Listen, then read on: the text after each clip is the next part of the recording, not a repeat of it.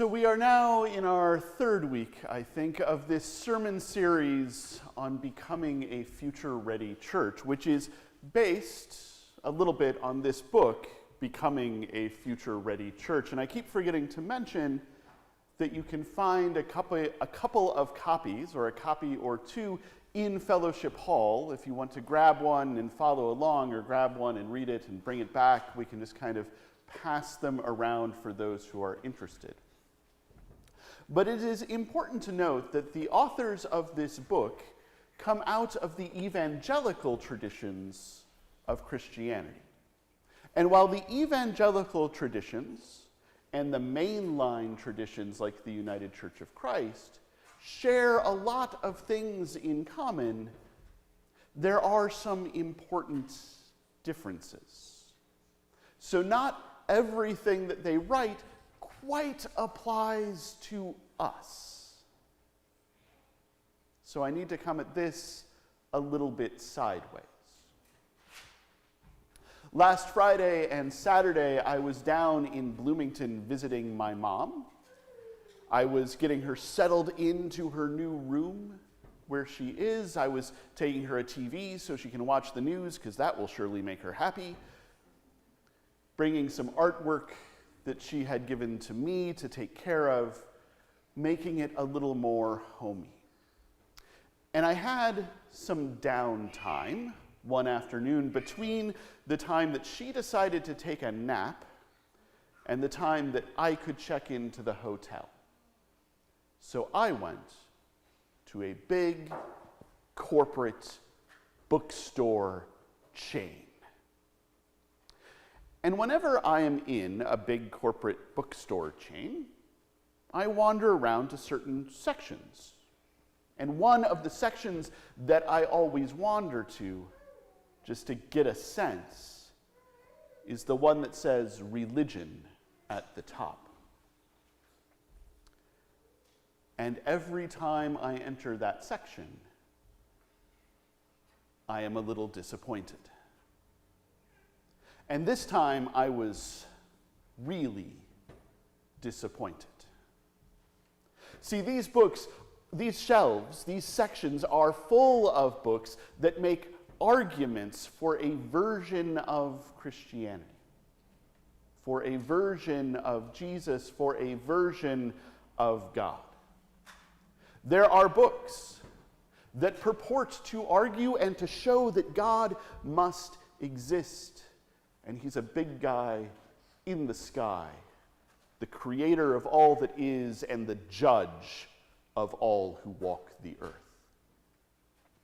And there are books that purport to argue and to show that the Bible is entirely and completely reliable, that it is, as they say in some statements of faith, inerrant in all manners pertaining to salvation and creation and science and everything else. And there are books purporting to argue that if you are not this kind of Christian, then you are not a Christian at all, and that God who lives in the sky, the creator and the judge, has plans for you. This is always troubling to me, because this is not the kind of Christianity that I know. This is not the God who I know. This is not the Christ who I know. And there was one book on the shelf that I saw the title of and had to pull it down to take a look. The title of the book was something like, "It's Not Like Being Black." And it is a book about how the civil rights movement and all that it has brought forth does not so much apply to LGBTQ folk. And the little blurb inside the front cover was about how the world has fallen so far, about how, and trigger warning right here, for me as well, about how people are accepting of perversion and confused about gender, and about how pedophilia is just everywhere because the nation has lost its Christian way. And if people would get back to church, and people would get back to orthodoxy, and if people would get back to what real Christians believe, all of that would disappear. The blurb on the front, on the inside of the front cover, was a bunch of lies about people who I know. And that hurt. But what hurt more than just what it said is that for this large chain bookstore, that is the kind of thing that belongs on the shelf in the religion section. And that for many people, for people who grew up in evangelical churches, for people who have grown up in mainline churches, for people who are members of churches, for people who have walked away from the church, for people who have never set foot in a sanctuary, that is exactly what Christianity is. I've said before that most people, most of the time, do not think about us. Most people, most of the time, do not think about First Congregational United Church of Christ in DeWitt or any other of the First Congregational United Church of Christs that exist anywhere else. Most of the time, most people don't think about church, but most of the time when most people think about church, most of the time when most people think about Christianity, most of the time when most people think about American religion, we are casually lumped in with all of the stuff in the religion section of a large chain bookstore. And if that is what I thought this religion was, I also would not be here. Because church hurt is a real thing, and religious trauma is a real thing, and bad news disguised as good news is a real thing. And that is what far too many people expect. Because so often the people who have been purporting to say, here is the gospel, here is the good news, have delivered something not unlike the inside cover of that book. Here are the arguments for the existence of a God who does not like you at all. Here are the arguments for the infallibility of a book that preaches against you every third verse. Here are the arguments for a Jesus who would save you if you were just different and changed who you are and gave up everything about you that makes you you. That is, for so many people, what this thing is.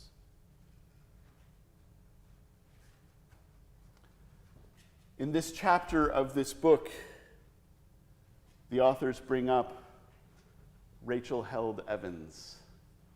I don't know if you're familiar with her work, but I love me some Rachel Held Evans.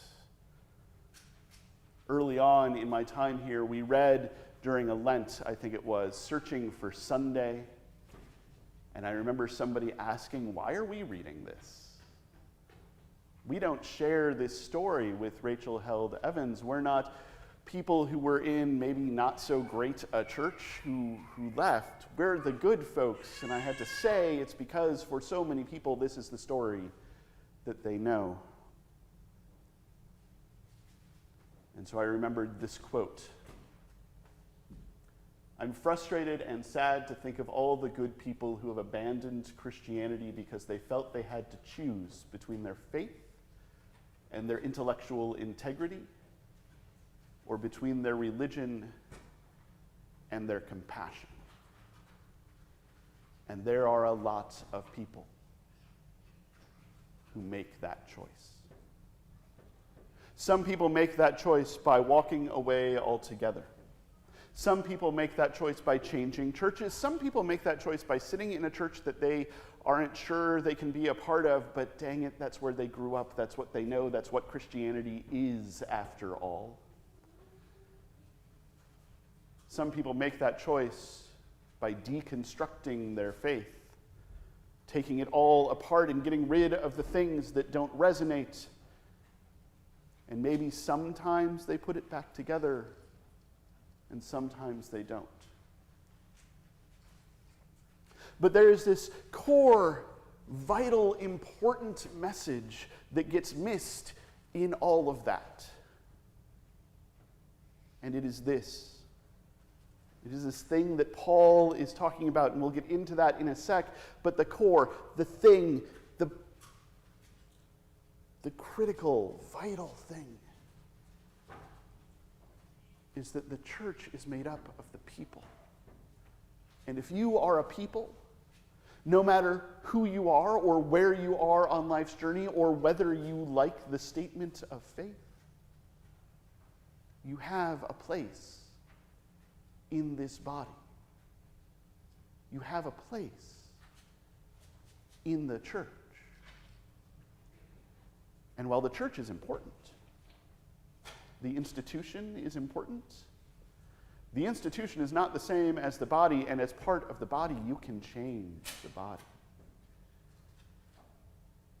You can wrap the body around you a little bit. You can say, I am an eye, and we must see. I am an ear, and we must listen. I am a tongue, and we must speak. I am a whatever, and we must, because that's how bodies work.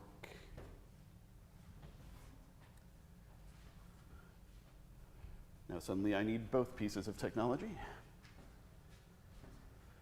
In this passage today from 1 Corinthians, Paul is talking about spiritual gifts. So he writes a little bit before our reading for today, now there are varieties of gifts, but the same Spirit. And there are varieties of services, but the same Lord. And there are varieties of activities, but it is the same God who activates all of them in everyone. To each is given the manifestation of the Spirit for good. If you are part of the body, you have a Spirit working within you. You have the Spirit working within you for the common good, even if some of us aren't so sure that it is good or common. But God has so arranged the body, giving greater honor to the inferior member, that there may be no dissension within the body, but the members may have the same care for one another. If one member suffers, if one part of the body suffers, does not feel welcome, does not feel embraced, does not feel loved, does not feel cared for, if one member suffers, all suffer together with it. If one member is honored, all rejoice with it.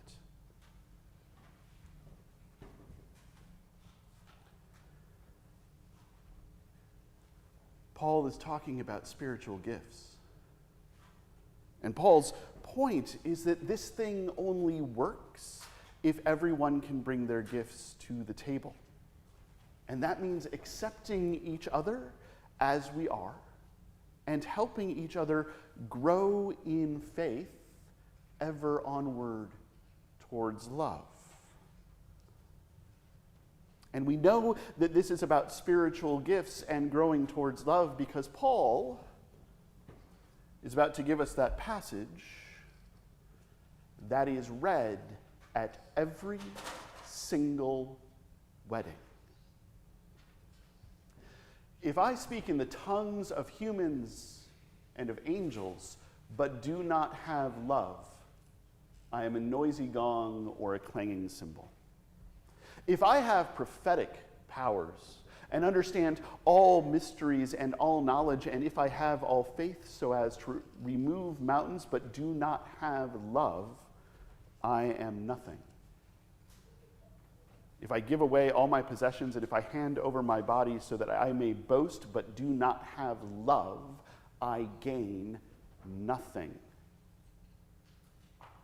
Paul just took all of these spiritual gifts, the ability to speak in tongues and to interpret tongues, the ability to prophesy, the incredible generosity of giving away all that we have. He just took every spiritual gift and said, no matter which one I have, no matter what gift has been given to me, if I don't have love, then those are not worth anything. Those gifts are dust. Those gifts are garbage.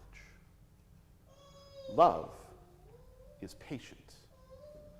Love is kind. Love is not envious or boastful or arrogant or rude. It does not insist on its own way. It is not irritable. It keeps no record of wrongs. It does not rejoice in wrongdoing, but rejoices in the truth. It bears all things, believes all things, hopes all things, endures all things. Love never ends. And now back to those spiritual gifts. But as for prophecies, they will come to an end. As for tongues, they will cease. As for knowledge, it will come to an end. For we know only in part, and we prophesy only in part. But when the complete comes, the partial will come to an end. When I was a child, I spoke like a child, I thought like a child, I reasoned like a child. But when I became an adult, I put an end to childish ways. For now we see only a reflection as in a mirror, but then we will see face to face. Now I know only in part. Then I will know fully, even as I have been fully known. And now faith, hope, and love remain, these three, and the greatest of these is love.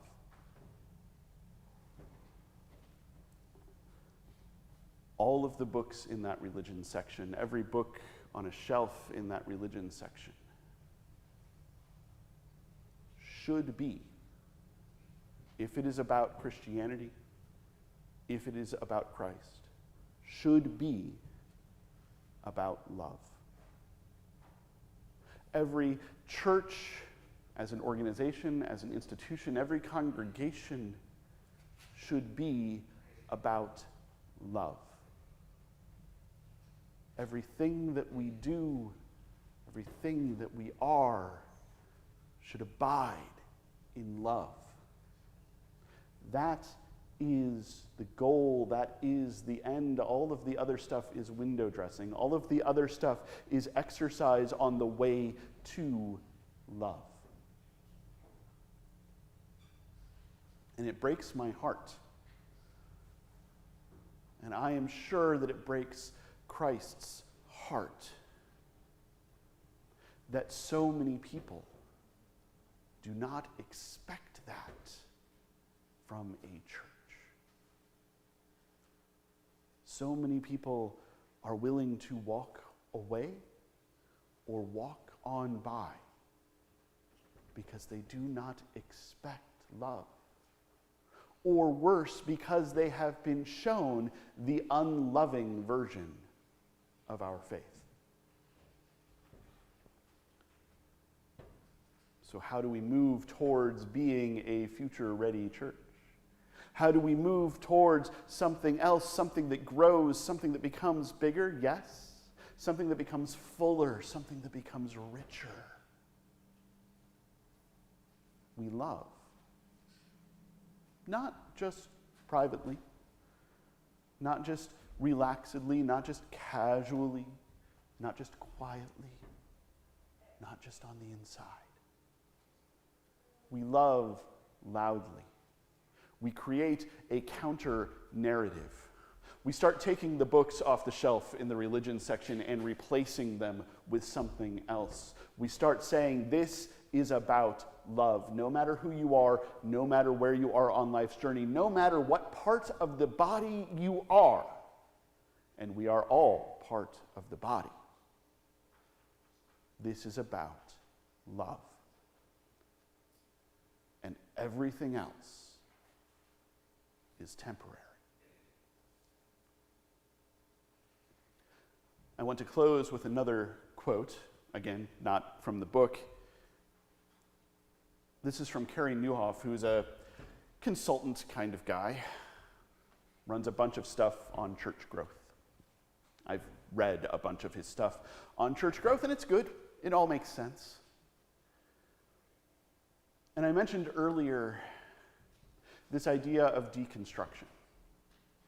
We don't have a lot of experience with that because we in the United Church of Christ are always taking our faith apart and putting it back together again. It takes different shapes and different forms and does different things at different times, but there are a lot of people who have walked away from churches because they had to take their faith apart and they weren't sure that they could still be part of it.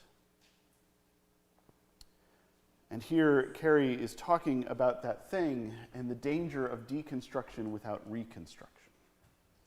And he says, if the path you're on isn't making you more generous, compassionate, hopeful, and merciful person, a more generous, compassionate, hopeful, and merciful person, or in other words, more like Jesus, then the destination isn't worth the journey. Now, he is talking about deconstruction. He is talking about walking away, and he is urging people to reconstruct, to make something new, to find a way to put their faith together again, to return. But I am telling you, if you are in a church, if you are in this church, if you're watching online and you're in a different church, if that is not making you more generous, compassionate, hopeful, and merciful, if this project is not making you more like Christ, if this is not serving as, I don't love this metaphor, but I'm going to use it anyway, if this is not serving as a gymnasium for the soul, then the destination is not worth the journey. If all we have is the membership card for the gym, and we don't go, and we don't take the classes, and we don't use the machines right, if all we have is our name on a list and we don't pay attention to the sermon, or gather together in fellowship hall, or work with the takeaway, or do any of that, then it's not worth it. Nieuwhof is talking about deconstruction and reconstruction, but this is just as much about the church and being part of it. So let us be a gymnasium for the soul. Let us be a place where people come to experience love. Let us love loudly and invite others into love, that we together might exercise love, might get that muscle pumping, might become more loving for everyone, always, until everything else fades away, until tongues and prophecies cease, and all that remains is love. Because I'm telling you, if there is any need that people have, if there is anything that people need more of, if there is anything that people will rush towards because we are desperate for it, it is love. And we have so much love to share.